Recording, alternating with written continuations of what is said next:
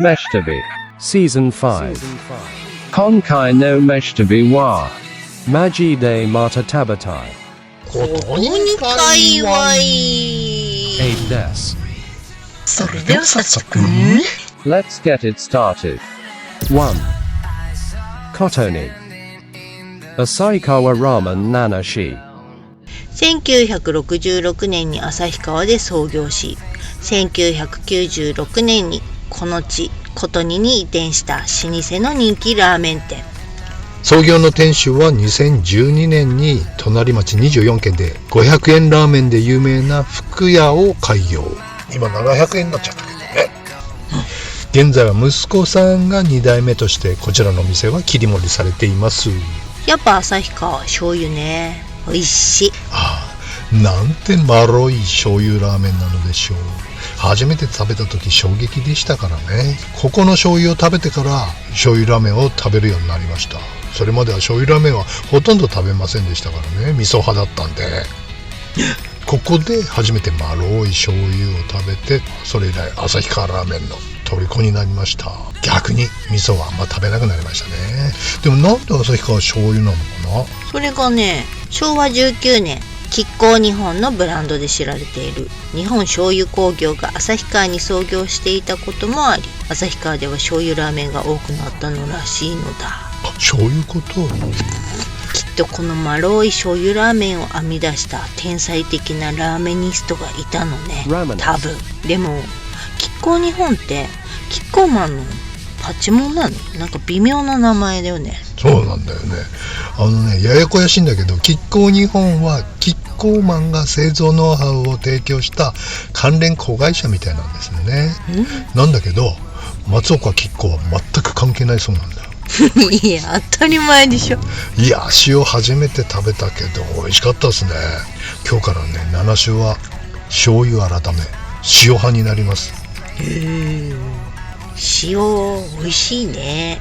旭川ラーメンはやっぱ麺もスープも美味しいわねえ。なんでも旭川で養豚業が盛んであったことから豚骨を使うようになったらしいんだけど、その臭みを消すために魚介類をブレンドしたダブルスープが旭川の定番になったそうなんだ。そうなんだ。でも豚骨使ってるけど豚骨臭いお店なんて旭川には皆無よね。優しいまろやかなスープでしょっぺがないのがいいわ。だね。久々の旭川ラーメン。7種のラーメンは旭川特有の小麦香る低加水麺がやたらと美味しい素晴らしいラーメンでした。低加水なのでクイッキーにいかないと伸びちゃうんでね。まあグイっす。あた食うの早すぎるくらいだから全然大丈夫。チャーシューも昔よりすごく美味しくなってた気がしました。ねえ、全部美味しい。旭川行かなくてもこれが食べれるのは嬉しい。まったくだ。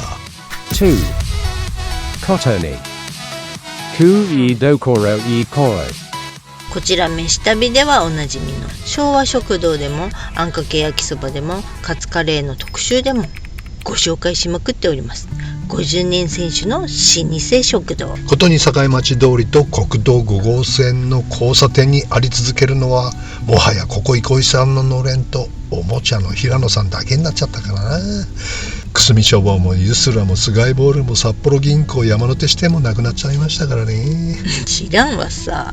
こちらはスピード感のある中華料理がいただけるんです。早いよね。そうなんです。中華はスピードが大事でしょ。そうだそうだ。っていうかおちゃんはカツカレーしか食べたことないんですけど。いやここだけじゃないでしょ。カツカレーしか食ったことないお店日本中にあるでしょうが。町中華のカレーってのは麻薬ですね。こういうベタなルー系カレーをうまいと言わないみたいな風潮あると思うんだよね。だけどこれが日本の美味しいカレーじゃないですか。そうだよね。つべこべ言わずにさ、こういうカレーが好きだな。でしょ。はい、こちらが大人気のあんかけ焼きそばでござい。あんもサラサラめで食べやすい。あちゃー、一口食べて秒でやけど。だけども箸を持つ手が止まらないの。足の指つった時のような痛いけど気持ちいいみたいな、やめられない止まらない現象です。わかる。蒙古タンメンサウナ的ド M 心理だね。なんでド M になっちゃうのかな。 Sometimes。 基本食べるに S はないでしょう。そっか。サラサラめで食べやすい。麺の焼き具合も程よくカリッ、うまい。カツカレーもうまいんだよ。新龍さんか憩いか迷うんだよ。ことにじゃあどっちもうまいからさ。でもさ、チャーハンが一番人気みたいよね、ここ。そうなんだ。今度食べてみようつってまたカツカレーっつっちゃうんだよね。どうしようもない。3. Yamano Te Tawuchi Udon Taraya。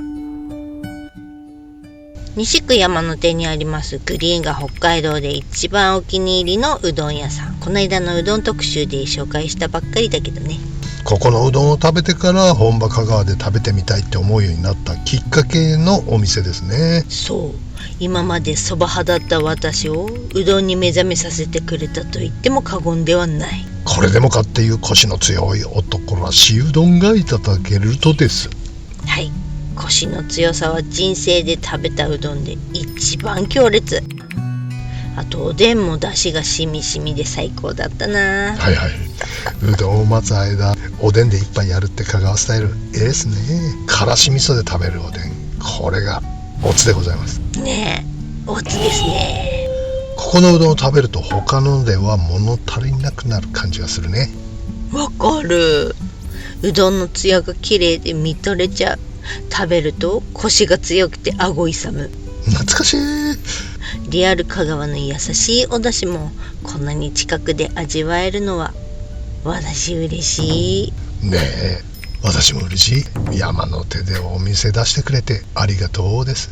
ね。 4. Yamano Te Hokuyokan。 はい、山の手の名食堂。こちらもゆっくりまったり系の超おいしい食堂ね。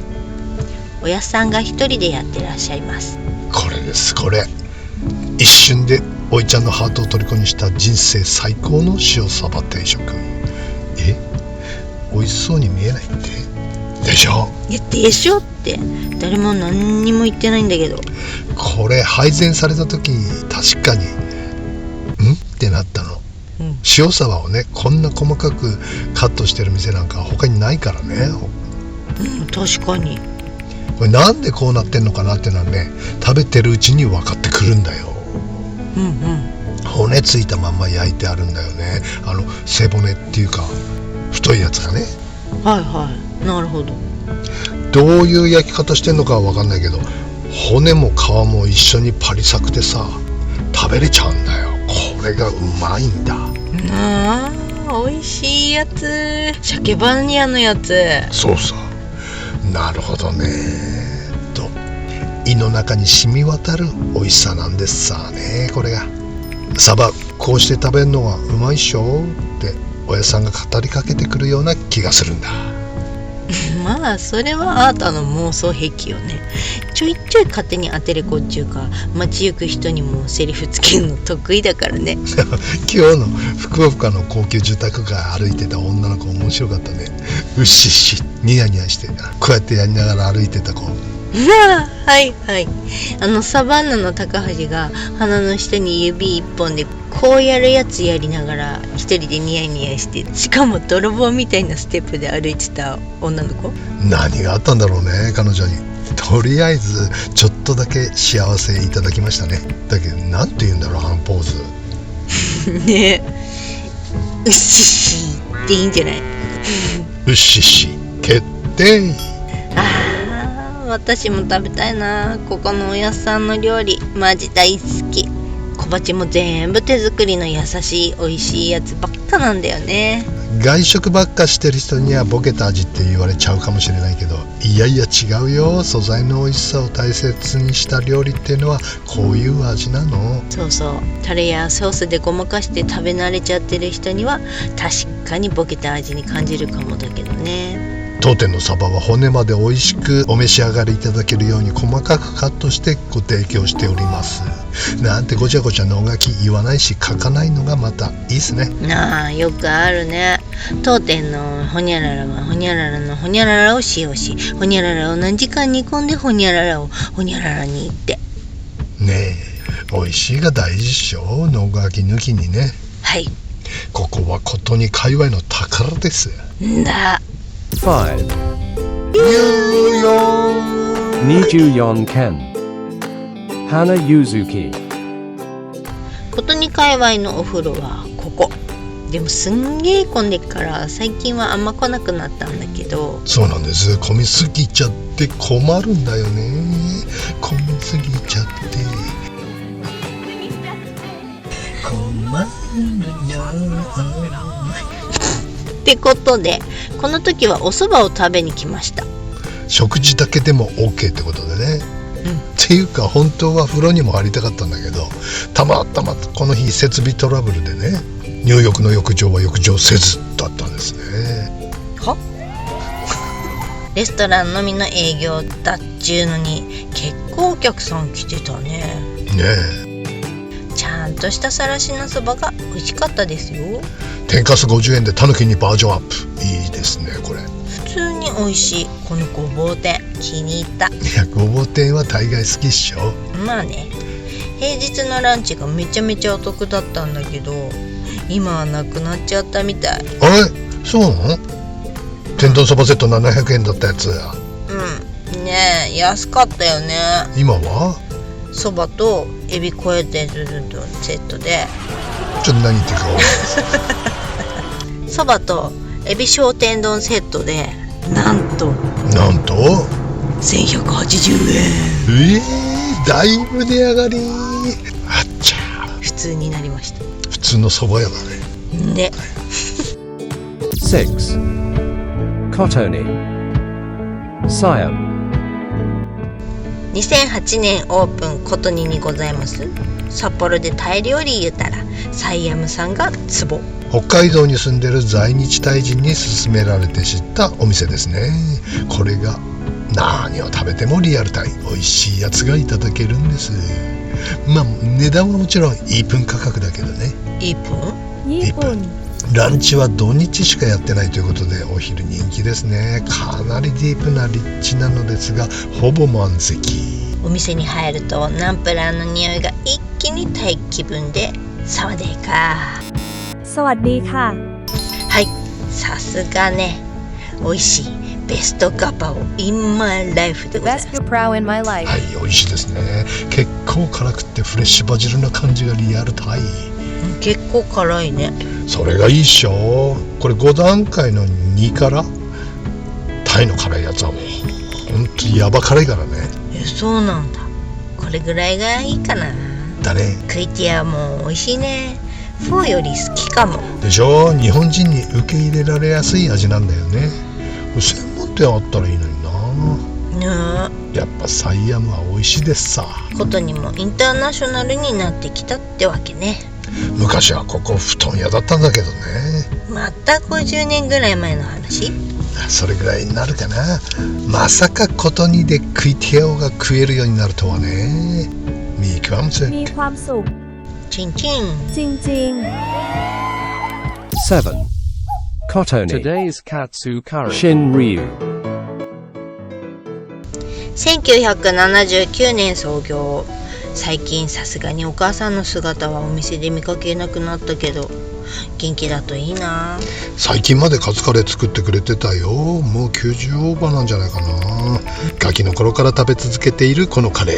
このカツカレーが近所にあったもんだからすっかりカツカレー好きになっちまいましたね。ああ、そういうこと。近所のマイナーな中華屋でこんな美味しいんだからもっと美味しいのいっぱいあんだろうなってことで日本を出ても美味しいカツカレーを探し続けるようになっちゃったんじゃ。ここから来てるんだ。そうさ、スキー場からの新流からのワールドツアー。世界はまだ 5,6 カ国でしか食べてないけどね。日本以外にもカツカレーってあんの？ほとんどがココイチか55だけどね。なんだ。新流のカツカレーはもう何回食べたことでしょうか。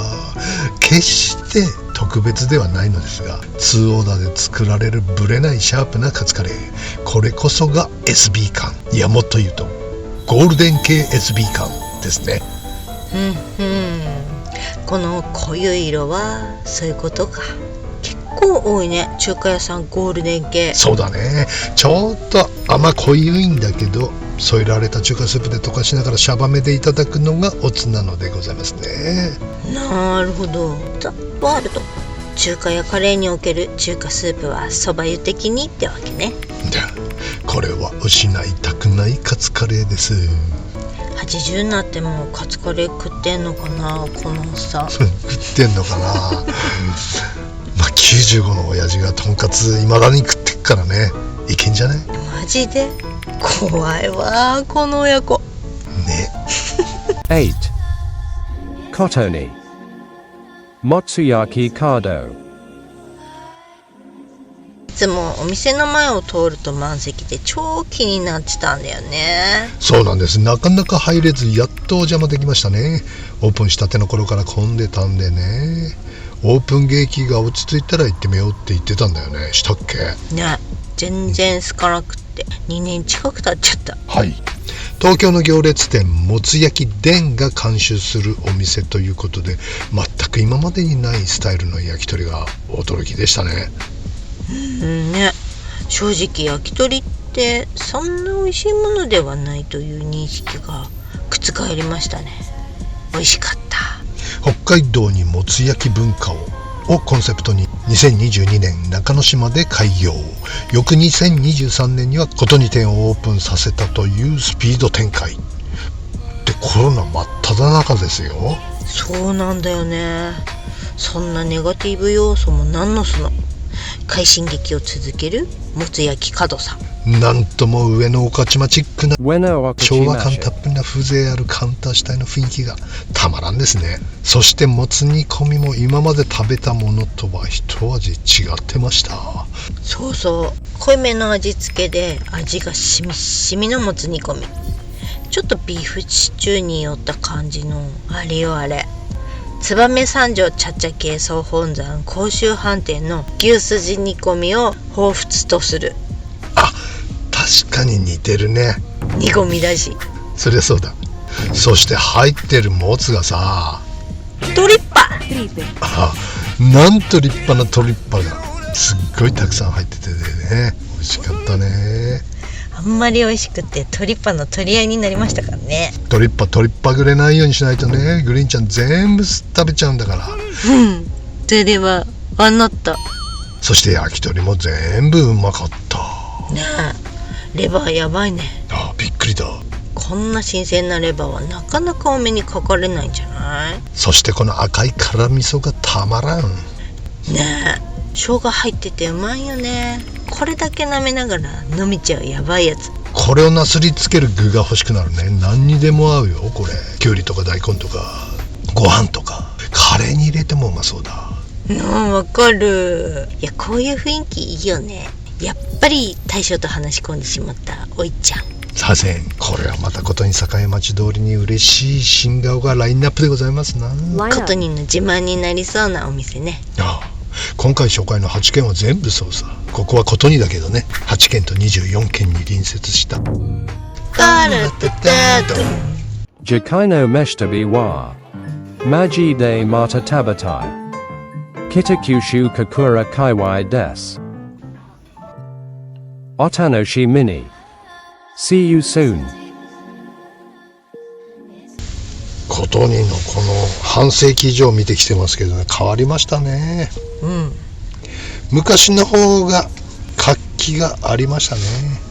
ことに栄町通り、ことに栄町通り。やっぱ地下鉄が東西線が延長になってからうんちょっとガクッときた感がありますね。もっと飲み屋ビルだらけなんですよ、栄町通り両サイド。まあそうね。今駐車場だらけになってるでしょ。壊してマンションまあ老朽化もあるんだろうけども、みんな地下鉄ことにまで来て、ことにでいっぱいやって帰るっていうパターンがかなり減ったと思うんだよね。あとサミットかな、やっぱりちょっとスケベーな店とかもちらちらとあったりして、裏工事の方。そういう楽しみもなくなっちゃって、ちょっと寂しいかな。スケベの店をなくす必要はないよね。健全だよね。それがないとだってそれじゃないと子供を育てられないお母さんとかもういたりするわけだから、ん、まあそういうとこは余計なことしますよね、本当にね。このもつ焼き角さんはかなり、あとね、元コンサドーレの選手がやってるバーとかね、意か外と、なりマニアックなウイスキーがたくさんあって、目が飛び出すような値段のウイスキーが並んでますけどね。境町通り沿いは結構名店ありますよね、昔はね牛タンの大野屋さんみたいなのもあって、牛タンそこでばっかり食べてたし、知らなかった。学校帰りにいつも吉谷ビルっていうのがあってね、そこの地下がゲーセンだったんだよね、そこにいつもたむろしてインベーダーゲーム狂ったようにやってましたあれは1978年ぐらいですかね。 OK Google、 インベーダーゲームが流行したのはいつ？スペースインベーダーのサイトにはこう書かれています。スペースインベーダーは台東が1978年に開発し、ビンゴ。世界的にブームを巻き起こしたゲームです。1978年6月16日に当時の台東本社ビルで新作発表会を開いた時、初めて世に発表されました。日本製だったのあれ。同年7月頃から出荷され、瞬く間にブームに火がつき、日本中をインベードしていきました。うまいこと言うね。いや、日本から始まって、そうなん日だ。本から始まって日本中に広がったのはインベートじゃねえだろ。インベートって侵略っていう意味だろうね。いいんじゃない？いや、外から来ないと侵略にならないでしょ。